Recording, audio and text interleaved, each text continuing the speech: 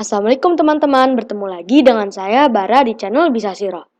Pada episode kali ini saya akan berbagi kisah tentang perjalanan Muhammad pertama kali ke Syam.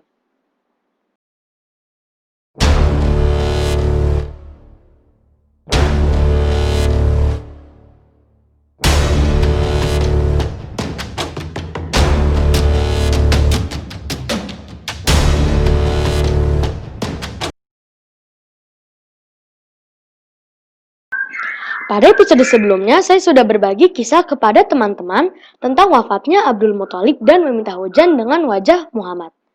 Teman-teman masih ingat nggak berapakah umur Muhammad pada saat Abdul Muthalib meninggal? Ya betul, jawabannya adalah 8 tahun, lebih 2 bulan dan 10 hari. Nah, pada episode kali ini saya akan berbagi kisah tentang perjalanan Muhammad pertama kali ke Syam. Pada saat Muhammad berusia 12 tahun, ia diajak oleh Abu Thalib untuk pergi ke Syam untuk berdagang, tepatnya di Busra. Busra ini merupakan ibu kota Hauran. Busra ini juga merupakan ibu kota dari orang-orang Arab. Namun Busra aslinya adalah berada di dalam bawah kekuasaan bangsa Romawi. Di negeri ini terdapat rahib yang terkenal bernama Bahiro. Bahiro ini memiliki nama asli Jurjis. Bahiro tidak pernah menyapa atau bahkan memberikan jamuan kepada tamu-tamu yang datang ke Busra. Namun kali ini berbeda. Pada saat rombongan Abu Thalib dan rombongan Muhammad mendatangi Busra, ia memberikan sambutan yang hangat. Bahiro bergegas turun dari kuil dan mengutus seseorang untuk mengundang mereka makan. Wahai kaum Quraisy, kami telah mempersiapkan hidangan untuk kalian. Kami berharap semua anggota rombongan datang, baik yang muda, tua, para tuan maupun para hamba sahaya. Demi Allah, wahai Bahiro, sepertinya hari ini engkau sedang memiliki hajat, kata salah satu anggota rombongan Abu Thalib. Benar, seperti yang engkau katakan. Namun, kalian juga merupakan tamuku, jadi apa salah jika aku menghormati kalian dan memberikan kalian makanan? Jawab Bahiro. Sambutan hangat itu bukanlah tanpa alasan. Ternyata sambutan hangat ini adalah dikarenakan oleh mimpi Bahiro. Bahiro bermimpi melihat Muhammad beserta rombongan dagang Muhammad mendatangi kuilnya. Ternyata mimpi ia menjadi kenyataan. Tidak jauh dari kuil, ia melihat rombongan Abu Thalib dan Muhammad sedang berteduh di bawah pohon. Tidak jauh dari itu, ia melihat sebuah awan yang menaungi mereka. Dan para pohon-pohon yang merunduk seperti yang memberikan naungan kepada rombongan Muhammad. Undangan itu diterima oleh seluruh anggota rombongan Abu Thalib, kecuali Muhammad. Lalu Bahiro memerhatikan seluruh tamu undangannya.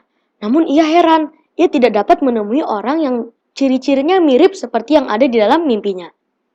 Lalu Bahiro bertanya, wahai kaum Quraisy, apakah ada seseorang dari anggota rombongan kalian yang tidak menghadiri jamuanku ini?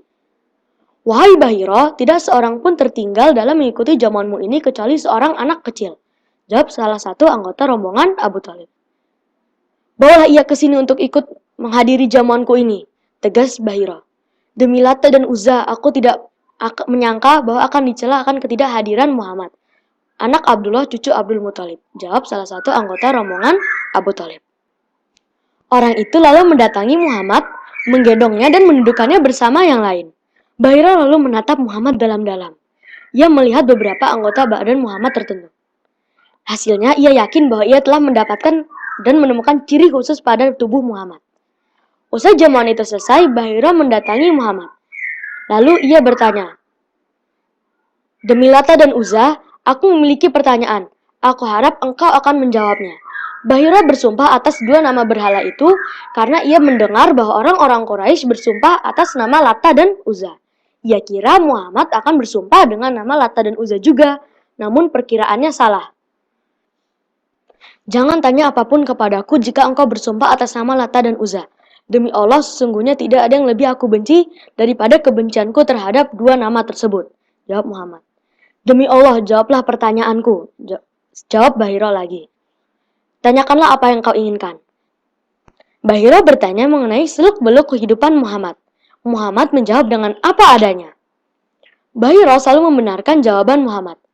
Terakhir, Bahiro melihat sebuah tanda kenabian di antara belikat Muhammad.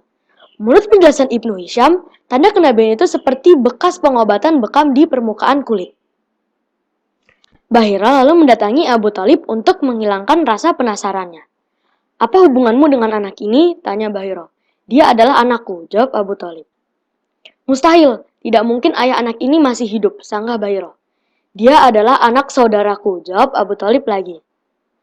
"Bagaimanakah keadaan ayahnya?" tanya Bahira. "Ayahnya sudah meninggal saat ia masih berada dalam kandungan ibunya." "Engkau benar, bergaslah membawa keponakanmu ini kembali ke negerimu, dan waspadalah terhadap orang Yahudi. Sesungguhnya apabila mereka mengetahui apa yang aku ketahui, dan mereka menangkap Muhammad, maka ia akan membunuhnya. Bergaslah pulang ke negerimu, kelak ia akan menjadi orang yang besar," jelas Bahira. Oleh karena itu, setelah selesai berdagang, Abu Thalib kembali lagi ke Mekah. Begitulah kisah perjalanan Muhammad pertama kali ke Syam. Insya Allah pada episode berikutnya saya akan berbagi kisah bagaimana Allah Subhanahu wa Ta'ala menjaga Muhammad dari melakukan hal-hal maksiat. Nah, episode itu juga merupakan episode spesial yang pertama. Bagaimana kisah selengkapnya? Jangan lupa tonton episode berikutnya ya. Cukup sekian untuk episode kali ini. Semoga teman-teman dapat memetik hikmah dari setiap cerita yang saya sampaikan. Insya Allah. Jangan lupa tonton episode berikutnya yang insya Allah akan membahas tentang bagaimana Allah Subhanahu wa Ta'ala menjaga Muhammad dari melakukan hal-hal maksiat. Mari kita akhiri pertemuan kali ini dengan membaca doa kafaratul majlis. Subhanakallahumma wa bihamdika asyhadu alla ilaha illa anta astaghfiruka wa atubu ilaik. Assalamualaikum warahmatullahi wabarakatuh.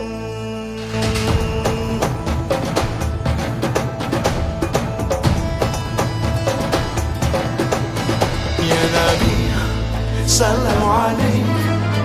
Ya Rasul, salam alaik. Ya Nabi, salam alaik. Salawat